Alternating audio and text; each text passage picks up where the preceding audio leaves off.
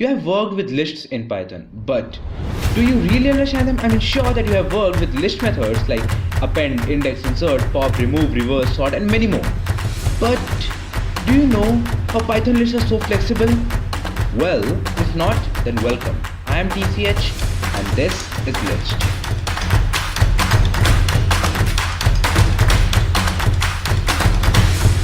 Alright, so we have a variable which stores a list, and the list happens to have 4 values, or rather 4 integers to be more precise, 1, 2, 3 and 4. And if you don't already know, each integer stores or rather requires 4 bytes. Why am I telling this to you? Because it will come into picture.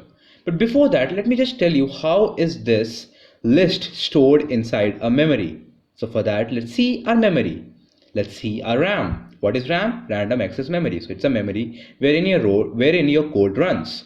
Okay, so let me just divide it into 2 different columns and finally transform it into many cells. Each of these cells contains 4 bytes or has a storage of 4 bytes. Why 4 bytes? Well, because each integer requires 4 bytes. And that is the reason. Okay. Now let me just insert my list 1, 2, 3 and 4. Is this the way my list will be inside the RAM? Kind of, because there will be a lot of jargon all around the place. Because I have inserted, but certainly there will be some other programs, maybe your code editor, maybe your IDE running on the RAM, which is taking up the memory, which is taking up your RAM, and is using the memory in the real time. So it will be surrounding by some more jargon. Turns out that there is some other way in which we store a list, and it will become very reasonable why we do so. We actually add a \n, and the reason is because \n is also called as a null terminating character. So starting from 1, it goes from 1 to 2 through 3 to 4 to the next character, that is a \n, but then it realizes, hey, I'm at a \n, that's null, so I should be stopping my list. So it goes to the \n, not including it. So that is how I store a list. But how is it really stored in the memory? For that, let me just introduce our variable called as L. Now, what actually is a variable? Well, a variable is nothing but just a sort of a laser pointer that points at where is it really pointing to.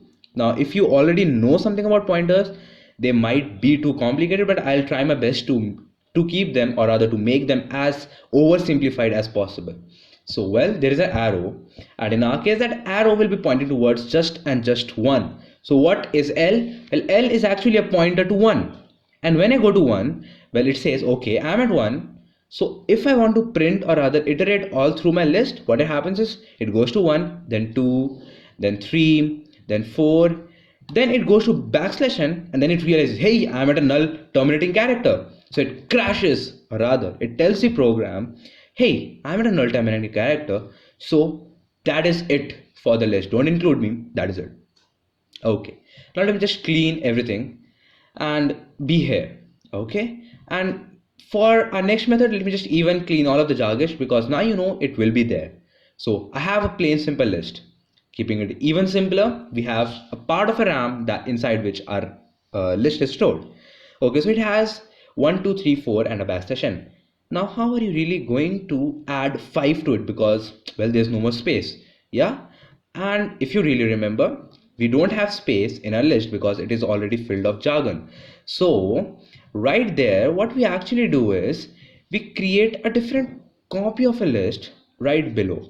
And how do we do that? Well, we copy 1, then 2, then 3, then 4, and then 5 and a \0, and then get rid of the original list. So that is actually called as freeing my memory that was being stored by my previous list. And before I could even add, I need to allocate the memory. Okay, these are the terms which you will be working with if you are into C or C++, but not so much in Python because the compiler takes care of that. Okay, that's cool. Now, keeping it back on our RAM and filling it with some jargon as it was before, how are you really going to do one operation that we call as append in Python? Because if you remember, each and every time when you want to append something or rather add something to a list, you need to copy the entire list and then add the next element. But that is super inefficient, right? I mean that just imagine if you want to add 2 to a list which is already a million long, then you'll have to first of all copy a million characters and then add the next one. that is going to take a crazy amount of time.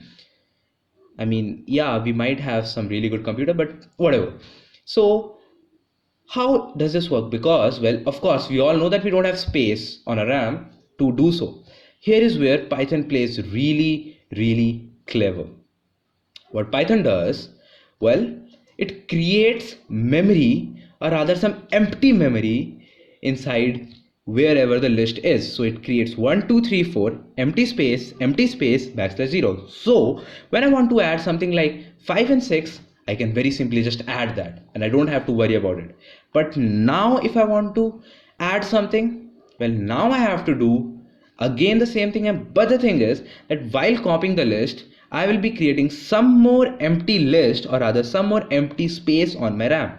So providing that I have a lot of memory, it will certainly take a lot of memory, but the thing is that of course my appends are much more efficient and are much more faster. Yeah, the thing is that it might be taking a lot of memory, but of course you are getting less time. So well, that's good, right?